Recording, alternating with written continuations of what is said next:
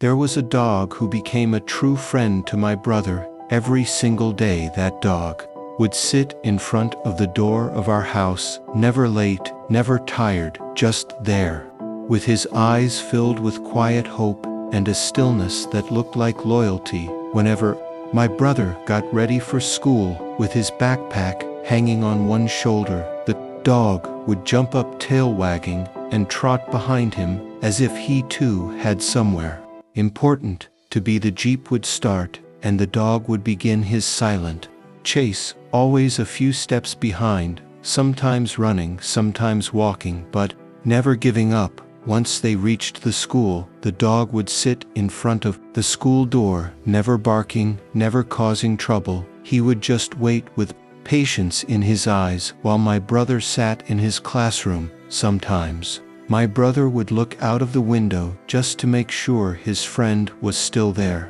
and every time, without fail, the dog would be sitting in the same spot, ears perked up, watching the school gate as if guarding something precious. When school ended, the dog would rise from his place and follow the Jeep again, never distracted, never stopping, not even for food or other dogs, just walking behind until they reached our house, and then he would take his spot again at the door, like a soldier who had finished his duty. This became his life, his routine, his purpose, and he did this every single day, whether it was hot, whether it rained, or whether it stormed.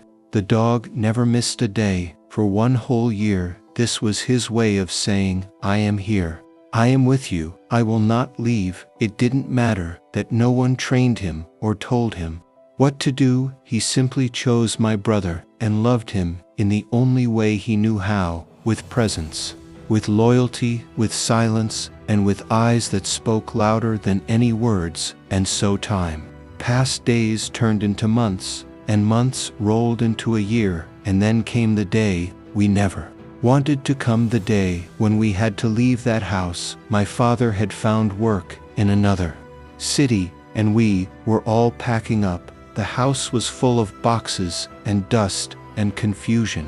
But the dog was there, sitting at the door like always. My brother tried to act strong, but his eyes kept glancing at the dog, as if trying to remember him in every detail. And when the time came, when we had packed the last of our things and the Jeep engine started again, the dog stood up, not like he used to, not with excitement, but with fear, as if he knew something was wrong. My brother stepped out of the house one last time and looked at the dog. The dog looked back, not wagging his tail, not jumping, just staring. And then something happened that I still cannot forget. My brother bent down, hugged the dog, and both of them started crying, not loud, not wild, but quietly, like two souls who knew they were about to lose something they would never find again. The Jeep began to move. Slowly, the dog started walking behind, just like always, but this time he stopped at the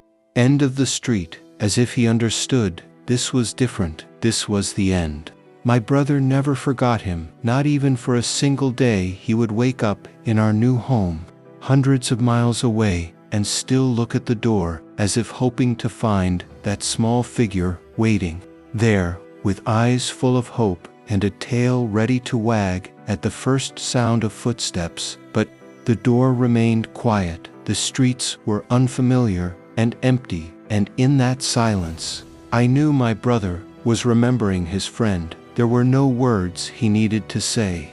I could see it in the way he walked slowly to school, now without anyone behind him.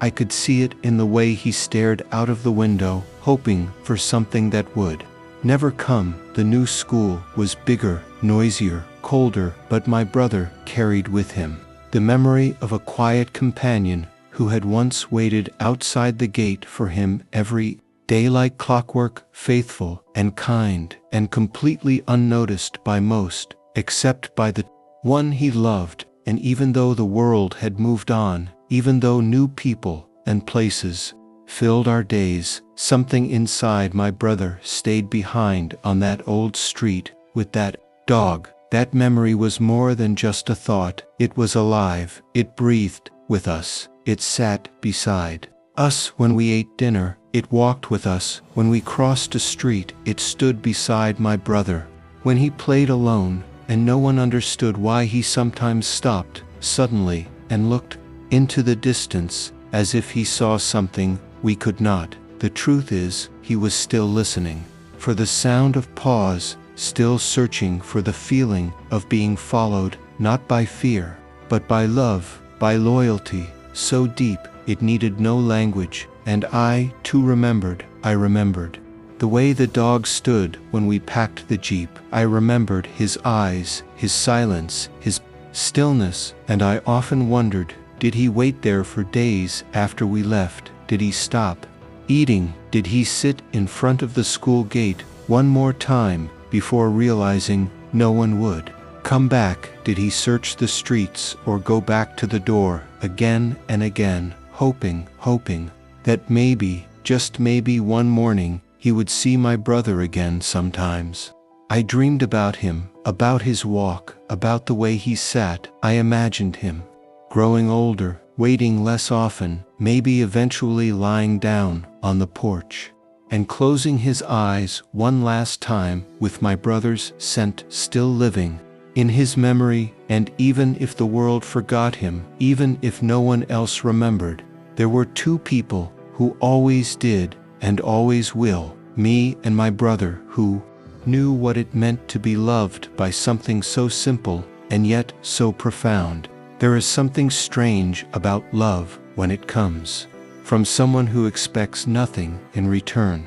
It stays, it lingers, it becomes a part of your soul. And that dog did just that. He gave everything and never asked for anything, not food, not shelter, not attention, just to walk beside someone he had chosen. And when that someone left, he did not replace him.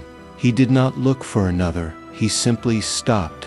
Someone will come back, even if they don't, and maybe one day, in some corner of this earth, we'll meet him again, and he will know we never forgot, not for a single day.